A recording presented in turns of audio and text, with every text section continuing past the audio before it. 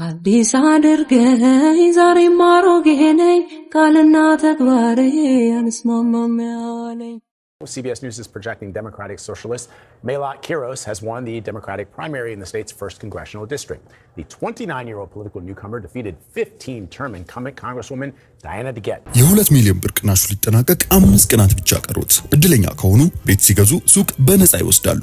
ዘመን ተሻጋሪ ቤቶች በካሬ ከ69 ሺህ ብር እስከ 89 ሺህ ብር እንደ ጉድ እየተቸበቸቡ ነው። ቅድመ ክፍያ 10% ሲሆን 50% የባንክ ብድርም ተመቻችቷል። ከባለ 1 መኝታ እስከ ባለ 3 መኝታ ክፍል እንዲሁም ሱቆች የተለያየ የካሬ አማራጭን ጨምሮ አቅሞን ባማከለ መልኩ ተዘጋጅቶሉታል። ከዝቅተኛ ፍሎር እስከ ከፍተኛ ፍሎር ለሽያጭ ተለቋል። ቦታው በአፍሪካ ህብረት አጠገብ በመሃል ቡልጋሪያና እንግሊዝ ኤምባሲ መሆኑ ይበልጥ ተመራጭ ያደርገዋል። ስለ ቤቶ ዲዛይን እንዳያስቡ ስካይላይት ሆቴልን በሰሩ የአርኪቴክት እጆች ለእርሶና ለልጆቹ ምቾትን በሚሰጥ ዘመን ተሻጋሪ አፓርትመንት እየተገነባ ነው። በመሃል መክፈል ቢያቅቶ ቤቶን አትርፈው መሸጥ መለወጥ ይችላሉ። የከርሰ ምድር ውሃ ጄኔሬተር፣ ባካፕ ባትሪ ያላቸው ሊፍቶች፣ የመኪና ፓርኪንግ ከተለያየ ሁሉን አቀፍ የጋራ መገልገያዎች ጋር በበቂ ሁኔታ ተዘጋጅቷል። ልብ ይበሉ፣ ከ5 ቀን በኋላ የሚመጡ ደንበኞች በቅናሽ አናስተናግድም። ያሉን ቦታዎች ውስን ስለሆኑ ቀድመው ባሉበት ይመዝገቡ። ለበለጠ መረጃ 0944 400808 ይደውሉ። ሰመረ ሪል ስቴት ባላገር በሀገር። የእግዚአብሔር ሰላምታ ለሁላችሁ ይድረስ። እንዴት ናችሁ ወንድሞቼ? እኔ በጣም ደህና ነኝ። እግዚአብሔር የተመሰገነ ይሁን። እንግዲህ የጠበቅነው ነገር ሀፕን አድርጓል። ምንድነው ሀፕን ያደረገው? ምንድነው የተፈጠረው? በቀጣይስ ምን ሊፈጠር ይችላል? እና የሀገራችን አንዳንድ ሚዲያዎችስ ምን አይነት ነገር ነው እያራገቡ ያሉት የሚለው እንደተለመደው በመረጃና በማስረጃ የምናየው ይሆናል። እስከ መርሃ ግብሩ ማብቂያው ድረስ አብራችሁን ቆዩ። መርሃ ግብሩን ሁላችሁም ላይክ አድርጉት። እንዲሁም የዴይ 7 ቲዩብ የዩቲዩብንም ቻናል ሰብስክራይብ በማድረግ ቤተሰቡ ነው። እንግዲህ ዲሞክራቲክ ሶሻሊስት የሆነችው የ29 ዓመቷ የቀድሞ ጠበቃ የነበረችው ሜላት ኪሮስ ድል ቀንቷታል፣ በኮሎራዶ ማለት ነው።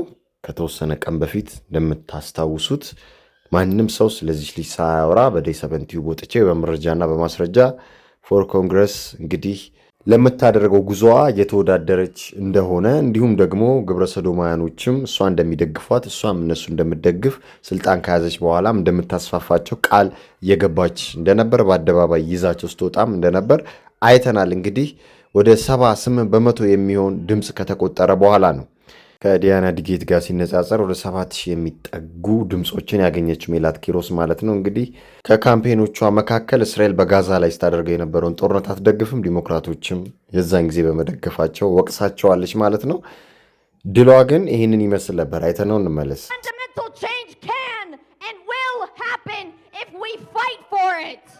እና ብዙ ሰው በተሰበሰበበት ወቅት ነበር ድሏን ስታጣጥም የነበረችው ማለት ነው። ግን ከዚህ ድል በኋላ ምን ይመጣል? አሁን ወደ ኮንግረሱ ገባች ወይ የሚለውንም ማየት አለብን ማለት ነው። እንግዲህ ይሄ ውጤት የተጠናቀቀው በዚህ መልኩ ነው። 93% የሚሆን ድምፅ ተሰጥቷል ነው የተባለው። ታዲያ 51% ወይንም 51.3% የሚሆነው ለሜላት ኪሮስ፣ 41% ወይንም 41.7% የሚሆነው ደግሞ ለዲያና ዲጌት ተሰጥቷል። ስለዚህ ዊነሯ ሜላት ኪሮስ ነች ነው። ግን አሁን ይህን ስላሸነፈች ወደ ኮንግረስ ወይንም ወደ ምክር ቤቱ ገብታለች ወይ የሚለውን ስናይ አሁን ላይ አልገባችም። እንግዲህ አሁን ላይ ሜላት ኪሮስ በጁን 30 ወይንም በጁን 30 የ26 የዲሞክራቲክ ፓርቲ እጩነትን አሸንፋለች። ነገር ግን በዚህ መጨረሻ ላይ በይፋዊው አጠቃላይ ምርጫ ላይ መወዳደር አለባት ወደ ኮንግረሱ ለመግባት ማለት ነው። ይሄ ደግሞ የሚሆነው መች ነው? ከባድ ሚዛኑ የሚጠብቃት ኖቬምበር 3 ነው። ብዙ ከባድ አይደለም፣ ታዩታላችሁ። 2026 በሚካሄደው አጠቃላይ ምርጫ ከሪፐብሊካን ፓርቲ እጩ ከሆነችው ክሪስቲ ፒተርሰን ጋር ነው የምትጋፈጠው ማለት ነው። በኖቬምበር 3 2026 በሚካሄደው አጠቃላይ ምርጫ እሷን ካሸነፈች ወይም ክሪስቲን ካሸነፈች እንደተጠበቀው ማለት ነው በይፋ ቃለ መሐላ ፈጽማ በጥር 2027 ወደ አሜሪካ ተወካዮች ምክር ቤት ትገባለች ማለት ነው። ወይንም በጃንዋሪ 2027 በቀጥታ ትገባለች ወደ ተወካዮች ምክር ቤት ማለት ነው። ስለዚህ ይሄ ይቀራታል ማለት ነው። ፎር ኮንግረስ ለምታደርገው ጉዞ ይሄ አንደርላይን መደረግ አለበት። አሁን አሸነፈች ሲባል ገብታለች ማለት አይደለም። ግን ማወቅ ያለባችሁ በጣም ቀላለው። አሁንም ኢፍ ሺ ዊንስ ደ ኖቬምበር ኢሌክሽን ነው ጉዳዩ። ገባቸው አይደለ? ያው አሁን ኖሚኔሽን ውስጥ ነው ማለት ኖሚኔት ሆናለች። በቃ ያችን ስታሸንፍ ዲያና ዲጌትን ማለት ነው። እና የሪፐብሊካን ፓርቲ እጩ የሆኑ ሰዎችን ከ1973 ጀምሮ ይህንን መቀመጫ አላሸነፉም። ስለዚህ ክርስቲ ላታሸንፍ ትችላለች። ይበልጥ ከፍተኛውን ፐርሰንት የምንሰጠው ለሜላት ነው። ብዙ ጊዜ ዲሞክራቶች ነው ይህን ወንበር የሚይዙት ማለት ነው። ስለዚህ ማሸነፏ የማይቀር ነው፣ ከባድ ነገር ቢጠብቃትም እና ዊን ዊል ወይም ደግሞ ፓቲጎኒያ በመባል የሚታወቀው ድራግ ኩዊን ይሄ የኤልጂቢቲኪዩ ፕላስ አክቲቪስት ደግሞ ከዚህ በፊት መድረኩ ላይ ጋብዟት ደግፋቸዋለሁ ስትል እንደነበር አሳይቻቸዋለሁ። እሱም ደግሞ እንደግፍሻለን ሲላት እንደነበር አሳይቻቸዋለሁ ማለት ነው። እና አሁን ላይ ካሸነፈች በኋላ እንግዲህ በዚህ መልኩ ደስታውን ገልጿል።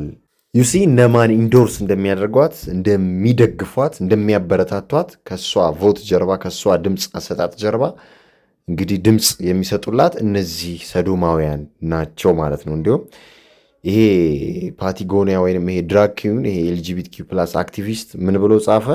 አሸንፋለች ካለ በኋላ ከስር አንደርላይን የተደረገበትን እዩ።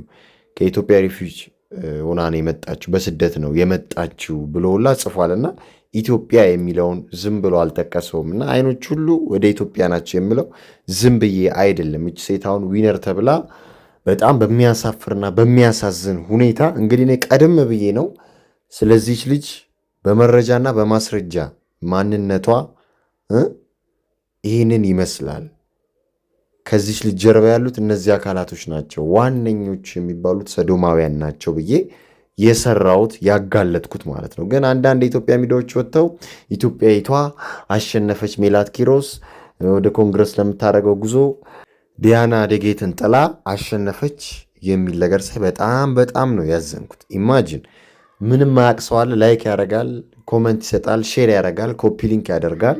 ኢማጂን ባይ ዲፎልት ሰዶማዊነትን እያስፋፋ እየደገፈ ነው ያለው ማለት ነው። በዴንቨር ኮሎራዶ የምትኖሩ ነዋሪዎች ብዬ አስጠንቅቄ ያለው አይደለም። እቺን የምትደግፉ ለዚች ቮት ያደረጋችሁ ሁሉ ነገ ልጆቻችሁ ላይ ጣጣው መዘዙ ይመጣል፣ እዛ አካባቢ ያላችሁ ኮሚኒቲዎች፣ ነዋሪዎች። ምክንያቱም ለሰዶማያኖቹ ለዲያብሎስ ነው የምትሰራው። እንደምታዩት ሰዶማያኖቹን ይዛውታ ሃፒ ፕራይድ ዴንቨር ሌትስ ኮንቲኒው ቱ ፕሮቴክት ኢች አዘርስ ራይት ቢልድ አወር ኮሚኒቲ ኤንድ ሜክ አወር ቢዩቲፉል ሲቲ ኤ ሴፍ ሄቨን ፎር አወር ኤልጂቢቲኪዩ ፕላስ ኔበርስ ብላ ያው ፍላጉንም አስቀምጣለች። እና በየጊዜው ስለነሱ ነው የምታወራው፣ እሷም ነች ስለነሱ ነው የምትሰብከው ማለት ነው። ስለዚህ ነገ ልጆቻችሁ ላይ የሚመጣው ይህ ህግ እሷን ስትመርጡ ህጉ ይቀየራል። ወንድ ልጃችሁ ወንድ እንዲያገባ፣ ሴት ልጃችሁ ሴት እንድታገባ፣ ወንድ ልጃችሁ ወደ ሴት ትራንስ እንዲሆን፣ ሴት ልጃችሁ ወደ ወንድ ትራንስ እንድትሆን ነው እየፈቀዳችሁ ያላችሁት ማለት ነው። ይህንን እወቁትና ሚዲያዎችም ይህንን ነው እያበረታታችሁ ያላችሁት። እስቲ ትዘግባላችሁ እቺ ልጅ ሰዶማዊ እንደሆነች፣ ግብረ ሰዶማዊነት እንደምታስፋፋ ቃል እንደገባች ስትመረጥም እሷ ያለችው ነች። የተረት ተረት አይደለም። ዴይሰበንቲቭ ዝም ብሎ አያወራም። በመረጃና በማስረጃ የቀረበ ነው። የአደባባይ ሚስጥር ነው። ራሷ ሶሻል ሚዲያ ላይ ኢንስታግራሟ ላይ ቲክቶኳ ላይ ፌስቡኳ ላይ አለ ለሰዶማውያኖች እንደምትሰራ እንደምታገለግል። እንዴት ይህን እያወቃችሁ ኃላፊነት ሳይሰማችሁ ስንት ሰው የሚጠቀመውን ሶሻል ሚዲያ እንዲህ በግዴለሽነት ትጠቀሙታላችሁ? ትውልድ የሚያጠፋ ጽሁፍ የሚያጠፋ ፖስት እንዴት ትለቃላችሁ? እንዴት ትጭናላችሁ? ይህ በጣም ያስጠይቃል። መንግስት ባይጠይቃችሁ፣ ሰዎች ባይጠይቋችሁ፣ እግዚአብሔር ግን እንደሚጠይቃችሁ እወቁት። ይህን አደገኛ ርኩሰት ስላስተዋወቃችሁ። ስለዚች ልጅ ፕሮሞሽን በለቀቃችሁ ቁጥር፣ ማስታወቂያ በሰራችሁ ቁጥር፣ ዜና በሰራችሁ ቁጥር እሷና አይዲዮሎጂዋ፣ ማንነቷ፣ እርኩሰቷ እየተዋወቀ ነው ያለው። ዳትስ ዋይ ቀድሜ መጥቼ እችን ልጅ ተጠንቀቋት ያልኩት ማለት ነው። ግን እየተሰራ ያለው ይህንን ይመስላል ማለት ነው። ይህን ሳታውቁት ቀርታችሁ አይደላችሁ። ምን ነው ዜና ጠፋ? ስንት ሽፋን መሰጠት ያለበት ዜና አለ ሀገራችን ላይ ከሀገራችንም ውጭ። እሱን አትሰሩ። ይህንን የምትሰሩ ከሆነ እኮ ማንነቷንም መናገር አለባችሁ፣ ማስቀመጥ አለባችሁ። ኮይንስ አለ፣ መዘዝ አለ። ነገ እቺ ልጅ ኮንግረስ ውስጥ ከገባች፣ ምክር ቤት ውስጥ ከገባች ሀገራችን ላይ ግብረ ሰዶማዊነት ብየዋለሁ ባለፈውም፣ በኤንጂኦም በመንግስትም በተለያዩ ተቋማትም ይመጣል በሰፊው ሌጋላይዝ ሆኖ ማለት ነው። የዛ ጊዜ ማምለጥ ያቅተናል። የዛ ጊዜ ከዚህ እንውጣ ማለት ያቅተናል። መታጠር ነው የሚሆነው የዛ ጊዜ ማለት ነው። እና አሁን በፈንዱም በምኑም ትመጣለች የገባችለት ማለት ነው። እሷም ወደዚህ ሀገር ትመጣለች፣ በጉብኝትም መልኩ ልትመጣ ትችላለች። ቃሌን ያዙት። የዛ ጊዜ ይህን ቀን ታስታውስታላችሁ። የዛ ጊዜ ወጥታችሁ እቺ ልጅ ሰዶማዊ ናት ትላላችሁ፣ እቺ ልጅ ግብረ ሰዶማዊ ናት ትላላችሁ፣ ሰዶማዊነት የምታስፋፋ ነች ሀገራችን እንዳትመጣ ትላላችሁ። አንዳንድ የሀገራችን ሚዲያዎች አሁን ስለ እሷ ማሸነፍ በትውልድ ኢትዮጵያዊ በዜግነት አሜሪካዊ ብላችሁ እያወራችሁ ያላችሁ ሚዲያዎች እባካችሁ አንሱት፣ ልጥፋችሁን፣ ፖስታችሁን። ልጆች ይኖራችኋል፣ ቤተሰቦች ይኖራችኋል። እምነታችሁም አይፈቅድም፣ ባህላችንም አይፈቅድም። እንዲህ ያለ ነገር አታለማምዱ። በፊልሙ በኳሱ በዘፈኑ በመዝናኛ ዓለሙ ያየነው ይበቃናል፣ ደክሞናል፣ ሰልችቶናል። እንዴት ማስቆም እንዳለብን እያወራ ነው። ጭራሽ ደግሞ ትውልደ ኢትዮጵያዊ እንዲተመረጠች ምናምን። ይሄ ትልቅ መርዶ ነው ለሀገራችን፣ በጣም አደገኛ ነው። ሰዶማዊነትን የሚደግፉ የሚያንጸባርቁ ሰዎች ስልጣን ላይ ወጡ ማለት አደገኛ ነው። ለዛውም ኢትዮጵያዊ ትውልደ ኢትዮጵያ የሆነች ልጅ በዜግነት ደግሞ አሜሪካዊ በጣም አደገኛ ነገር ነው። ወንድሞች ልትወያዩበት ልትነጋገሩበት የሚገባ ነው። ቢቻል ስለዚህ ልጅ አታውሩ፣ ብታወሩም እውነታውን አውሩ ለማለት ነው። ፈጣሪ ሁላችንንም አሁንም ቢሆን ይጠብቀን እንዲህ ካለው አጋንንታዊ አጀንዳ ማለት ነው። አሁን አሜሪካ ላይ በቃ አሉ በዲሞክራትም በሪፐብሊካንም በኩል ያው የተከፋፈሉ ይመስላሉ። አንድ ነው ግብራቸው። እሱ ተውት፣ ለእናንተ ዲቫይድ ንካንከር አጀንዳ እንዲራመድ ነው ከፋፍለ ግዛ የሚለው አጀንዳ እሱ ነው እየተራመደባቸው ያለው። ግን ሁሉም ደጋፊ ናቸው። ይሄ ማወቅ አለባችሁ። ገባችሁ አይደለ? የአሜሪካ ስልጣን ላይ በሁለቱም ወገን አሉ ኤልጂቢቲዎች በብዛት ማለት ነው። ደግሞ ኢትዮጵያዊ የሆነ ሰው ግብረ ሰዶማዊ ሆኖ ማለት ነው ስልጣን ያዘ ማለት ለሀገራችን ምን አይነት ጉዳት አለ የሚለውን አስቡት። ይህንን ነው ካሁኑ ማሰብ ያለባችሁ። ነገ በጣም ብዙ ነገር ብዙ ጫና ስለሚመጣብን ማለት ነው። ፈጣሪ ሁላችንንም ከዲያብሎስና ከዲያብሎስ ስራ አስፈጻሚዎች ይጠብቀን ይሰውረን ለማለት ፈልጋለሁ። ሰላም ለእናንተ ይሁን። አበቃን።